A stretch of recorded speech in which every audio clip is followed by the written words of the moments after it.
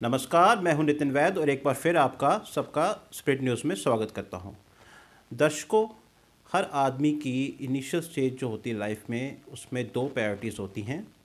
एक तो अच्छी एजुकेशन पाना और दूसरा अच्छी नौकरी पाना या अच्छी तरह सेटल होना।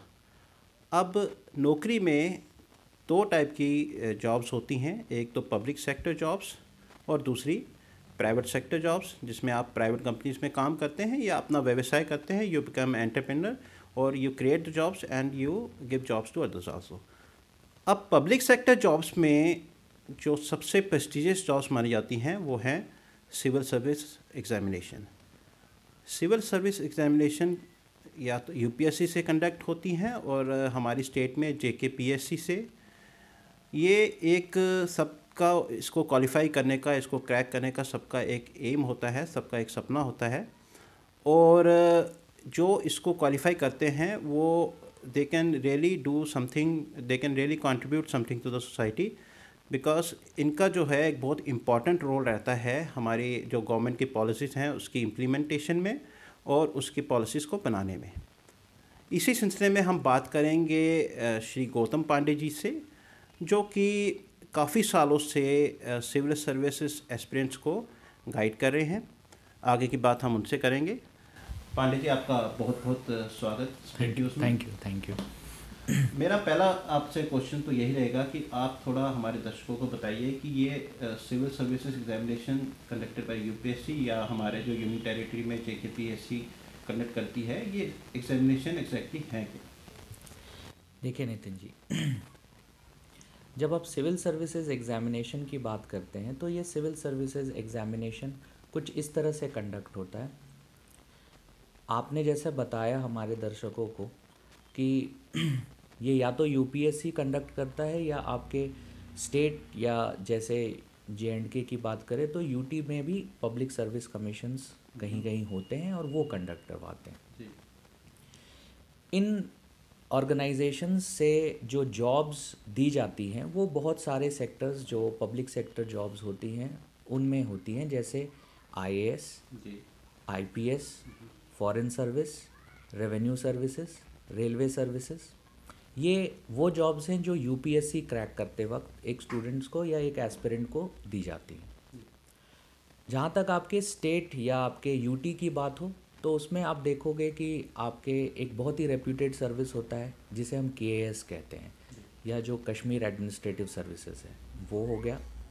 साथ ही साथ आपका जो पुलिस सर्विसेज होती हैं वो हो गया, स्टेट पुलिस सर्विसेज जो होती हैं, और इसमें अकाउंट सर्विसेज भी होते हैं।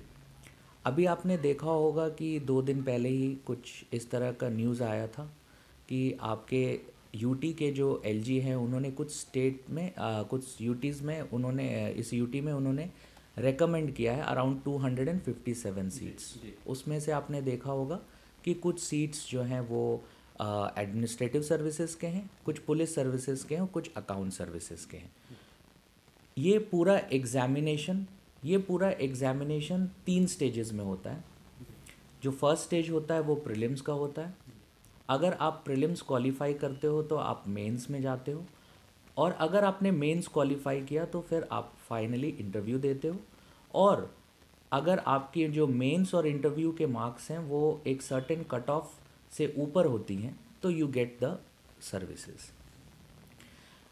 जहाँ तक प्रीलिम्स की बात है तो वो ऑब्जेक्टिव टाइप पेपर्स होते हैं, एमसीक्यूज़ आपसे पूछे जाते हैं। मेंस जो पेपर होता है वो आपका सब्जेक्टिव पेपर्स होते हैं, उसमें जनरल स्टडीज़ के 4 पेपर्स होते हैं। एक ऑप्शनल पेपर आपको चूज़ करना पड़ता है। वो इट डिपेंड्स अपॉन यू कि आप कौन सा पेपर चूज़ करना चाहते हो। वो कंसर्न्ड ऑर्गेनाइजेशन नोटिफाई कर देती है और उनमें से आप कोई भी एक ऑप्शनल चूज़ कर सकते हो। एक ऐसे का पेपर होता है, और अगर इनमें आपने अच्छे से परफॉर्म किया है तो फिर आप इंटरव्यू देते हो। अब ऑप्शनल की जहाँ तक बात आई, ये ऑप्शनल चूज़ करना, इसमें भी काफ़ी लोग जो हमारे एस्पिरेंट्स हैं वो कंफ्यूज रहते हैं कि कौन सा अच्छा ऑप्शनल, तो उनके लिए क्या टिप्स हैं कि ऑप्शनल कैसे सिलेक्ट किया जाए?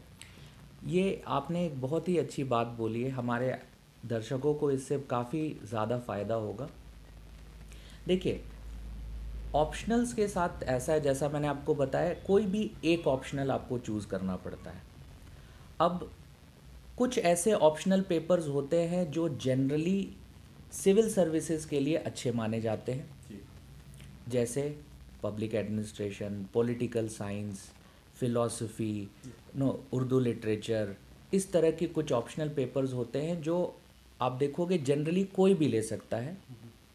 कुछ ऐसे ऑप्शनल पेपर्स होते हैं जैसे साइंसेस में, जैसे एक ऑप्शनल पेपर है जूलॉजी, कुछ एंथ्रो भी है, एंथ्रोपोलॉजी जिसे हम कहते हैं, और कुछ इंजीनियरिंग सब्जेक्ट्स भी होते हैं।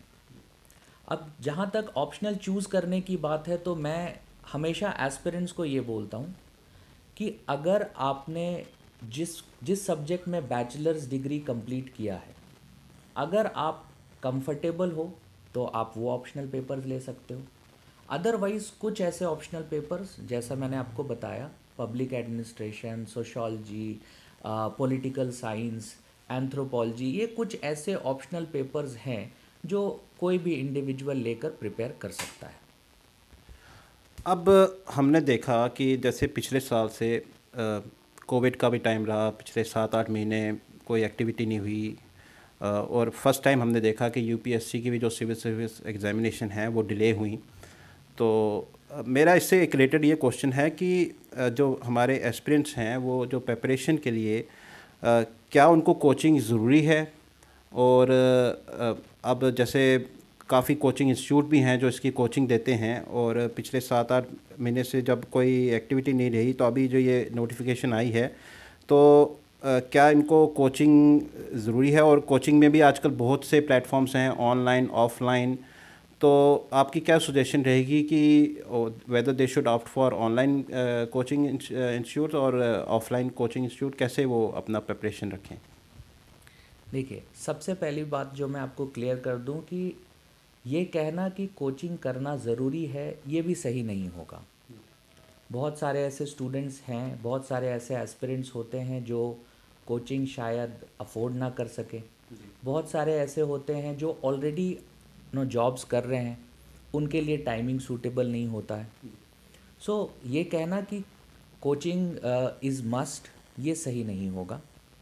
हाउएवर, ये मैं ज़रूर आपको बताऊंगा कि क्योंकि अगर हम इस पर्टिकुलर पूरे प्रिपरेशन का अगर हम सिलेबस देखते हैं ओवरऑल, और जो वास्टनेस है इस प्रिपरेशन में, कोचिंग से आपको ये फ़ायदा हो जाता है कि एक set of streamlining of your preparation हो जाती है। उससे क्या होता है कि आपको कुछ ऐसे इंडिविजुअल्स होते हैं जो एक्सपीरियंस्ड होते हैं, जिन्होंने इस एग्ज़ामिनेशन को काफ़ी नज़दीक से देखा होता है, वो आपको ये बता देते हैं कि क्या ऐसी चीज़ें हैं जो करनी चाहिए और कौन सी ऐसी चीज़ें हैं जो नहीं करनी चाहिए।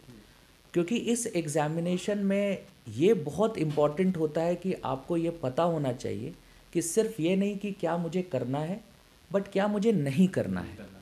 तो बिकॉज ऑफ द वास्टनेस जो है, उस चीज़ में आपको ये ध्यान रखना पड़ता है कि आपकी एनर्जी, आपका एफर्ट किसी भी ऐसी चीज़ में ना लग जाए जो शायद आपके लिए एग्ज़ामिनेशन पर्पस से यूज़फुल ना हो।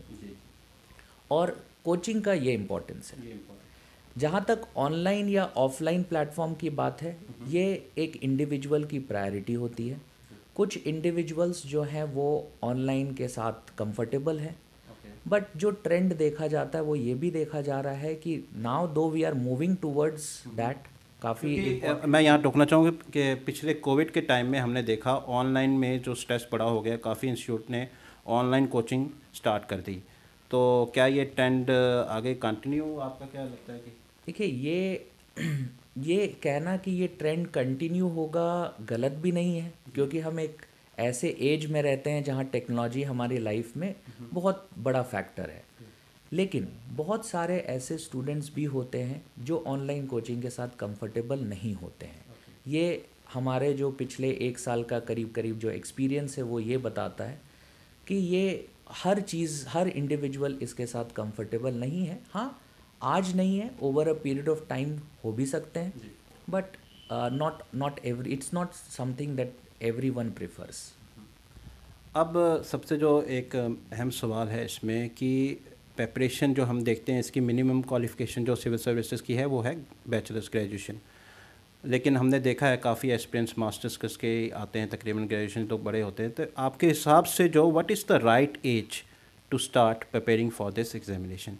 One should prepare after 12th और ग्रेजुएशन और आफ्टर मास्टर्स? ये अगेन ये भी एक बहुत ही इम्पॉर्टेंट डिसीजन होता है, और जनरली आप देखेंगे कि काफ़ी ऐसे बच्चे होते हैं, एस्पिरेंट्स होते हैं, जो इस डिलेमा में रहते हैं कि कब शुरू किया जाए। देखिए, इफ़ यू हैव डिसाइडेड कि आप सर्विसेज आप सिविल सर्विसेज ज्वाइन करना चाहते हैं, आप इसके लिए इच्छुक हैं, तो ये डिसीजन अगर आपने 12th में ले लिया है या 12th पास करते ही ले लिया है आपने, so that is considered to be the right time.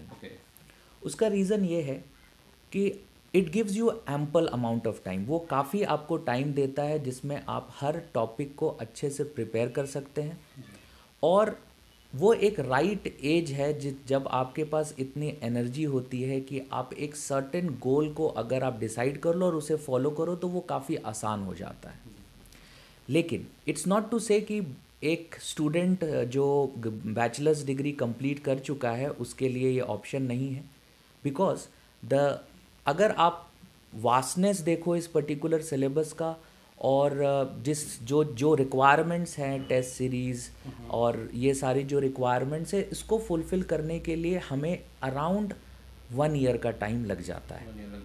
So if you are either in final year of your graduation days, या अगर आपने ग्रेजुएशन कर लिया है और आप ये परस्यू करना चाहते हो, तो that will also be considered to be the right age कि आप जा सकते हो। हालांकि हर इंडिविजुअल के अपने डिसीजंस होते हैं। अगर वो चाहे तो वो पोस्ट ग्रेजुएशन परस्यू करने के बाद भी इसे कर सकता है, क्योंकि एज जहाँ तक आपको पता होगा, एज लिमिट अगर हम यूपीएससी की बात करते हैं तो वो 32 इयर्स है अनरिजर्व्ड कैटेगरी के लिए, और अदरवाइज भी जैसे स्टेट सर्विसेज में जनरली 35 होता है, तो वो टाइम है। टाइम तो उनके पास काफ़ी है। आपका बहुत बहुत धन्यवाद। तो ये थे श्री गौतम पांडे जी, जिन्होंने बड़े विस्तार से हमारे सिविल सर्विसेज के एस्पिरेंट्स जो हैं उनको टिप्स दिए कि कैसे इस एग्ज़ाम की तैयारी करनी चाहिए और इसको कैसे इसके क्वालिफाई या इसको क्रैक करना चाहिए। इसी तरह ताज़ा अपडेट्स के लिए आप जुड़े रहे स्प्रिट न्यूज़ में। मैं नितिन वैद, और जाते जाते हमारे व्यूअर्स को मैरी क्रिसमस। धन्यवाद।